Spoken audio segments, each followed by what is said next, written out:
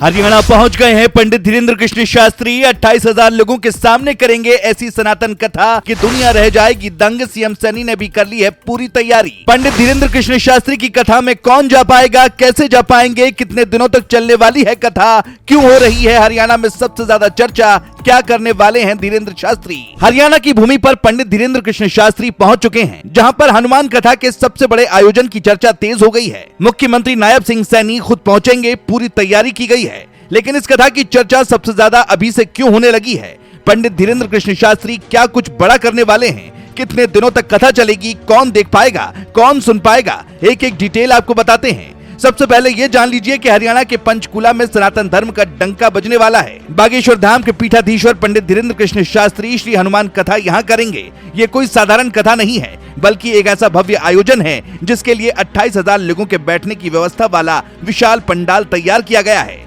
ये कथा 5 दिनों तक चलेगी, यानी 26 मई से 30 मई 2025 तक। पंडित धीरेन्द्र शास्त्री, जिन्हें बागेश्वर बाबा के नाम से भी जाना जाता है, अपनी हनुमान कथा और दिव्य दरबार के लिए पूरे देश में मशहूर हैं।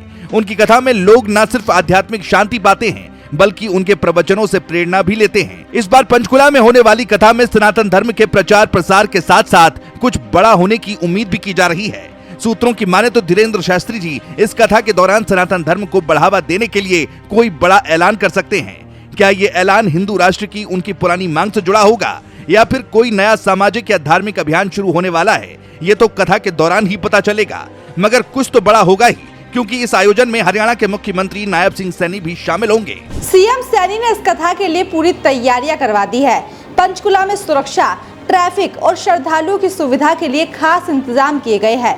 पुलिस प्रशासन ने भीड़ को नियंत्रण करने के लिए भी खास प्लान बनाया है, ताकि कोई असुविधा न हो। पिछले अनुभवों को देखते हुए जैसे मेरठ में 15 लाख लोगों की भीड़ वाली कथा में ट्रैफिक डायवर्जन करना पड़ा था, इस बार भी पंचकुला में बड़े स्तर पर व्यवस्था की गई है। 5 दिन तक चलने वाली इस कथा में हर रोज हजारों लोग आएंगे। सीएम सैनी ने भी पूरा समर्थन दिया है। ये कथा सनातन धर्म के प्रचार के लिए ऐतिहासिक होगी। बता दें कि इस कथा में शामिल होने के लिए कोई खास टिकट या रजिस्ट्रेशन की जरूरत नहीं है। आयोजकों ने बताया कि कथा में सिर्फ श्रद्धालु मुफ्त में शामिल हो सकते हैं। बस आपको पंचकुला के सेक्टर 5 में बने पंडाल तक पहुंचना होगा।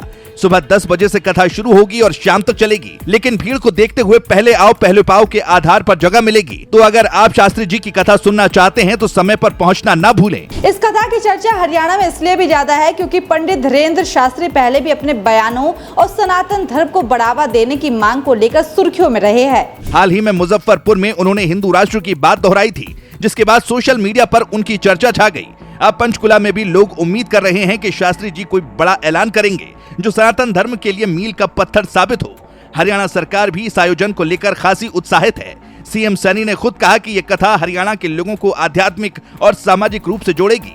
बताया जा रहा है कि कथा के दौरान सामाजिक एकता और सनातन संस्कृति को बढ़ावा देने पर जोर दिया जाएगा। कुल मिलाकर ये आयोजन हरियाणा में इतिहास रचने जा रहा है। लेकिन सवाल यह है कि क्या शास्त्री जी कोई बड़ा ऐलान करेंगे? क्या सनातन धर्म के लिए कोई नया अभियान शुरू होगा? और क्या आप कथा सुनने जा रहे हैं? कमेंट कर अपनी राय जरूर बताएं।